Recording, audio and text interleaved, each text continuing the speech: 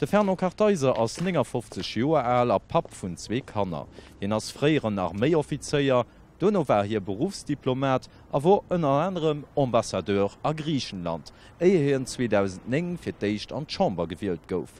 Hin engagéiert sech ganz stark an der Bausen a Verdedigungspolitik, mé och a gesellschaftspolitische Froen, speziell an der Bioethik.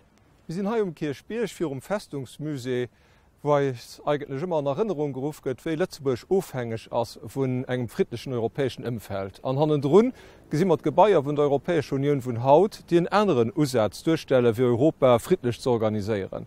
Mit der Europäische Union ass eng Dave Kris geroden. Wir hunn de Brexit, wir hunn en iwwerdriwene Bresler Zentralismus, wir hunn eng verantwortungslos Migrationspolitik sind 2015, wir hunn d'Schuldekrise an Probleme rund den Euro. Alles dat sie Sachen, die Europa an eng Dave Kris gestürzt huet, die wir als Lützeburg aber net brauchen. Wir brauchen als Kleinland ein open a friedlich europäisch Umfeld fir als Leiit, fir ze Reesen, fir als Ökonomie.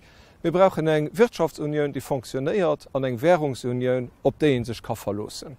Wat man net brauchen als een iwwerdrivenen Bresler Zentralismus op Kächte vun der Souveränität vun de Memberstaaten.